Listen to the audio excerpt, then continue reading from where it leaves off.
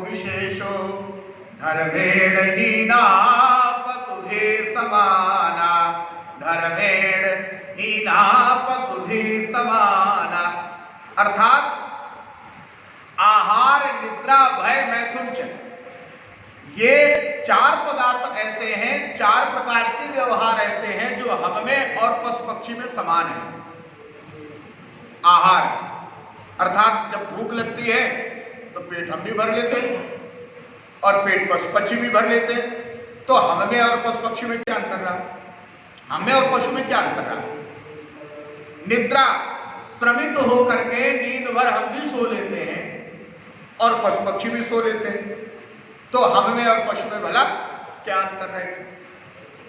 भय, रात दिन जीवन के लिए, रात दिन जीवन की सुविधा को व्यवस्थित करने के लिए, सुख के लिए रात दिन हम भी चिंताग्रस्त बने रहते हैं, भयग्रस्त बने रहते हैं। पशु पक्षी भी उसी भांति अपने मानसिक स्थिति रखते हैं। तो हमें पशु में क्या अंतर है?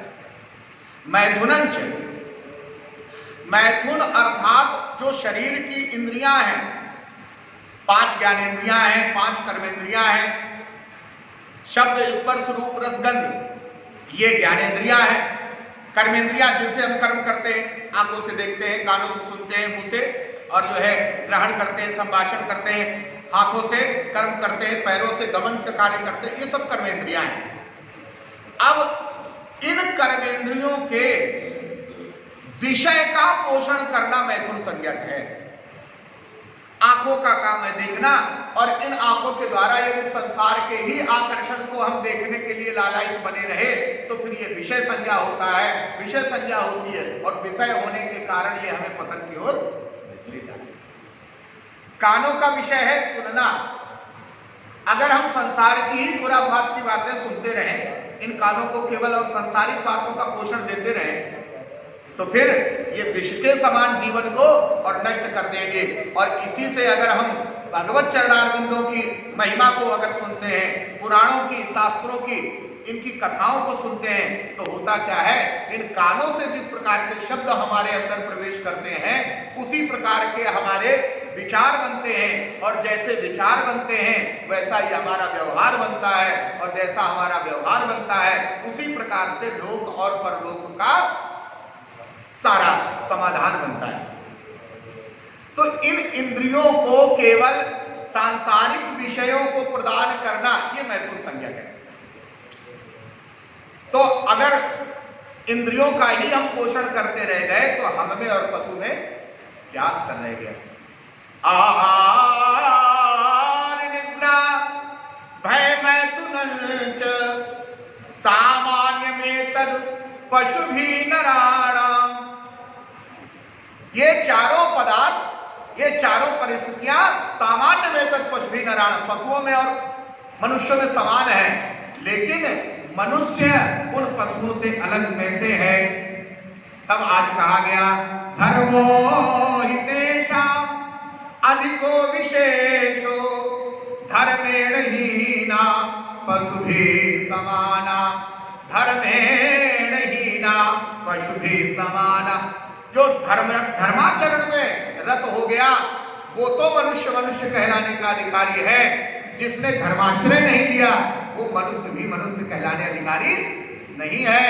धर्मेण हीना पशुभिः समाना, जो धर्म से हीन है वो पशु के समान है। अब हम ये जाने धर्म क्या है? क्या हिंदू धर्म है? क्या मुस्लिम धर्म है? क्या सिख धर्म है? क्या ईसाई धर्म है? क्या जैन धर्म है? क्या पारसी धर्म है? क्या बौद्ध ये धर्म है क्या? ना।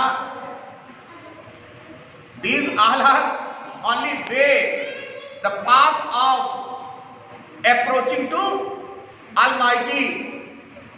ये सारे के सारे उस सर्वशक्तिमान परब्रह्म परमेश्वर तक और पहुंचने के these all are only path, वो केवल रास्ते मात्र है, मार्ग मात्र है।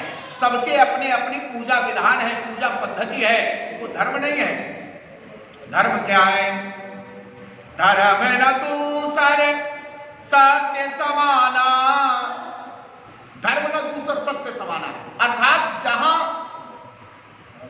सत्य समाहित है, सत्य समाहित है, जिस जिसका किसी भी काल से, किसी भी परिस्थिति से, किसी भी वातावरण से, जिसमें किसी भी प्रकार का कोई परिवर्तन नहीं आने वाला है, वही सत्य है।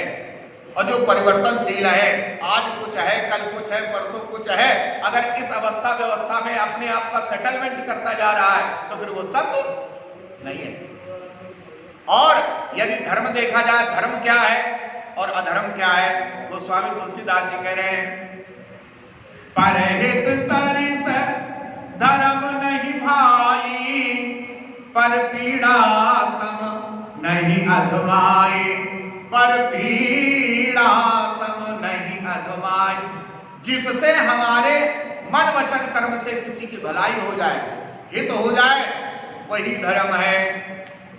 और पर पीड़ा सम नहीं अधमाई, हमारे मन वचन कर्म से अगर किसी को किसी भी प्रकार की पीड़ा पहुंचती है, चोट पहुंचती है, हिंसा होती है, तो वो हिंसाग्रस्त कभी भी धर्म नहीं हो सकता। अपने आप को बड़ा धर्माचारी कहने वाले और यदि हिंसा में ग्रस्त हैं, नाना प्रकार के पशुओं का वध करने में लगे हुए हैं, नाना प्रकार के जीवों की हत्याएं करने में लगे हुए हैं, मानसिक हत्या, शारीरिक हत्या, वाचिक हत्या करने में लगे हुए हैं, ऐसे हत्यारे ये क्या धर्मवान हो सकते हैं?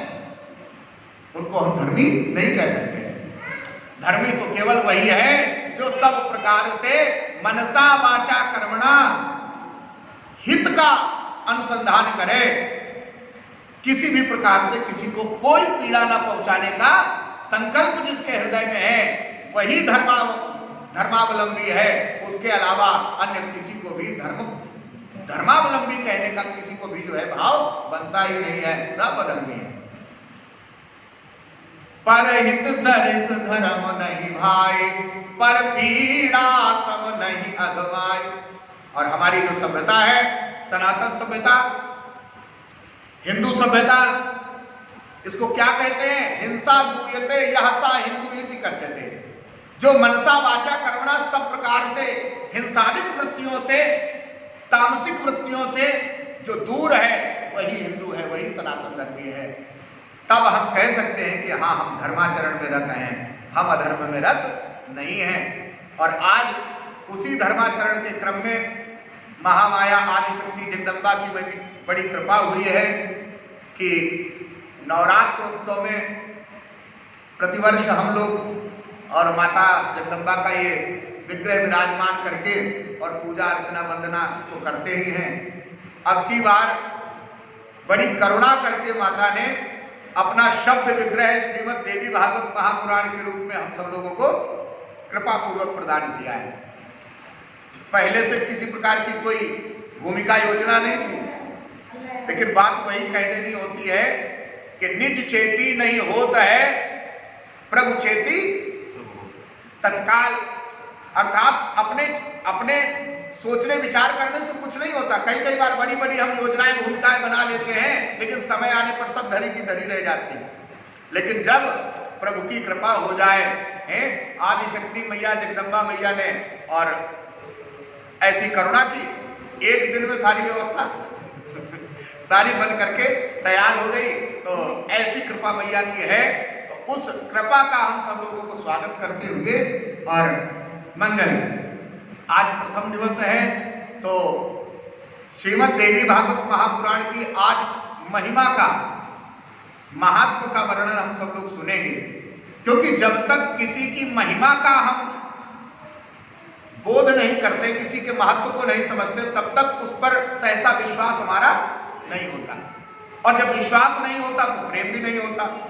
और बिना प्रेम के कभी भी परमात्मा प्राप्ति नहीं हो सकती। परमात्मा तो छोड़िए, संसार में यदि किसी के प्रति प्रेम नहीं है तो उसकी प्राप्ति होने वाली नहीं है। और परमात्मा जो सब जगह पर विराजमान है, हरि व्यापक सर्वत्र समाना, सब जगह समान रूप से प्रभु आदि शक्ति जगदम्बा महामाया सब जगह पर समान रूप से विराजमान है। लेकिन प्रेम से प्रकट हो ही मैं जाना, जहां प्रेम है वहां प्रकट है।